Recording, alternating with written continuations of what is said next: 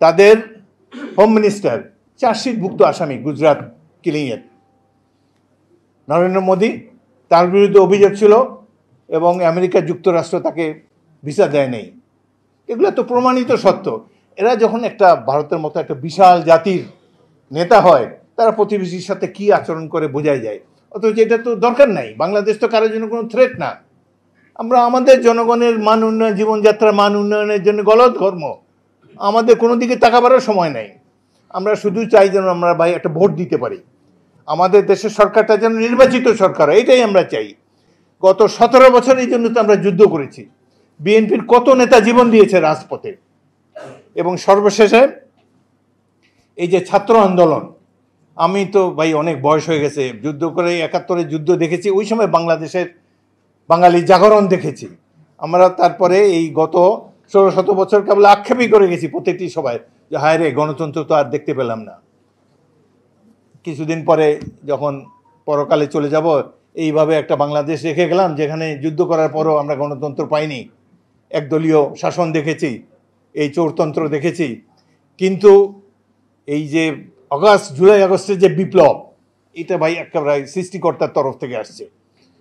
এইভাবে হেলিকপ্টার থেকে যারা গুলি করে মানুষ মারে, এদের আমরা নিরস্ত্র দল আন্দোলন করে কি করতাম? কিছু করতে পারতাম না।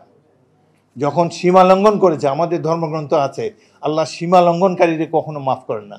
শেখ হাসিনা সীমা লঙ্ঘন করেছে, আজ জন্য তাদের গোষ্ঠী শুদ্ধ পালাতে হয়েছে। প্রেস ক্লাবের এই যে প্রেস ক্লাবের সাংবাদিকরা কেন পালায়?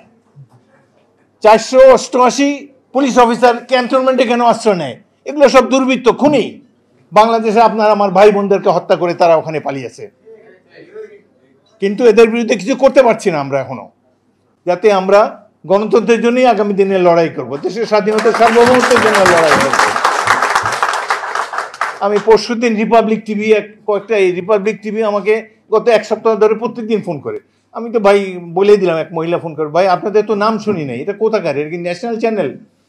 বলে যে না, আমাদের 6 মিলিয়ন সমর্থক আছেন নাকি তাদের এখানে। আমি তো ভাই আপনাদের তো নাম টাম শুনি নাই।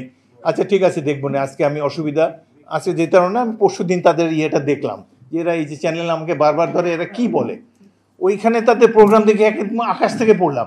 সেখানে প্রোগ্রামের অ্যাঙ্কর বলতেছে দেয়ার হ্যাজ বিন এ কু ইন বাংলাদেশ, অভ্যুত্থান হয়েছে এবং সেখানে মার্শাল ল জারি করা হয়েছে। আমি নিজের কানে শুনেছি পরশুদিন। ভারতীয় একটা টিভির অ্যাঙ্কর, ওয়েস্ট বেঙ্গলের টিভি বোধহয় রিপাবলিক, বলতেছে এটা সামরিক অভ্যুত্থান হয়েছে, বাংলাদেশে এখন মার্শাল ল চলছে। এত বড় নির্জলা মিথ্যা কথা আমি না শুনলে বিশ্বাসই করতাম না, অন্য কেউ আমাকে বললে। এই যে কয়েকজন ব্যক্তি এই রাষ্ট্রটাকে ধ্বংস করলো, যে কাজে সভ্যতা আজকে এই জায়গায় এসেছে। চিন্তা করেন, ডোনাল্ড ট্রাম্পের মতো একটা লোক, সবচেয়ে বড় ডেমোক্রেসি, সবচেয়ে উন্নত দেশ, সেই দেশের প্রেসিডেন্ট, কারা এদেরকে ভোট দেয়? কি তাদের মন মানসিকতা কিভাবে চেঞ্জ হয়ে গেছে? একইভাবে ভারত পৃথিবীর সবচেয়ে বড় গণতান্ত্রিক দেশ, আমরা পছন্দ করি ভারতীয়দেরকে। পশ্চিমবাংলার সাথে তো আমাদের মিল আছে অনেক কিছুর সাথেই, কিন্তু এদের মধ্যে এই ধর্মীয় বিষ বাষ্প ঢুকিয়ে দিচ্ছে এই বিজেপি এবং এই ধরনের দলগুলো। সুতরাং আমরা তো বন্ধু হয়ে থাকতে চাই। আমি আজকে এখানে যারা অপর্ণা রায়, অপু, এদেরকে বলবো আমাদের আরো সংখ্যা বৃদ্ধি করেন। আমরা কোনো, এই দেশ তো এখনো কমিউনাল হয় নাই। আমরা বিএনপিতে আরো অন্য ধর্মাবলম্বী ব্যক্তিদেরকে দেখতে চাই। চোরতন্ত্রের তল্পি বাহককে সমর্থন করতে গিয়ে তারা বাংলাদেশের 19 কোটি মানুষকে শত্রু বানিয়ে ফেলেছে। তারা প্রতিদিন কই পাকিস্তান সীমান্তে তো একজনও মরে না, আমাদের কেন গুলি করে প্রত্যেক দিন তারা লোক মারে? এর কোনো প্রয়োজন আছে? অথচ এই যে দেখেন সামনে যারা বসে আছে, আমাদের মধ্যে চেহারাটার কোনো, আমরা তো একই জাতি, একই লোক, তো আমরা একই দেশে বসবাস করি, একই চিন্তা চেতনা আমাদের।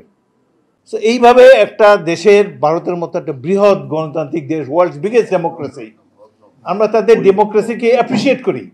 তারা এইভাবে একটা বাংলাদেশের মতো উন্নয়নশীল একটা দেশ, আমরা কারোর জন্য কোনো থ্রেট না। আমরা আমাদের দেশের লোককে খাওয়াই দেওয়ায় আমরা সুখে শান্তিতে বাঁচতে চাই, উন্নয়ন চাই। যেই জন্য যুদ্ধ করেছি, সেই সাম্য, মানবিক মর্যাদা, গণতন্ত্র, এগুলো দেখতে চাই। এগুলোর জন্য তো আমরা যুদ্ধ করি। আর আমাদেরকে ডেস্ট্রয় করার জন্য এই বিজেপির সরকার এইসব কথা বলতেছে। কাদেরকে নিয়ে এই সরকার?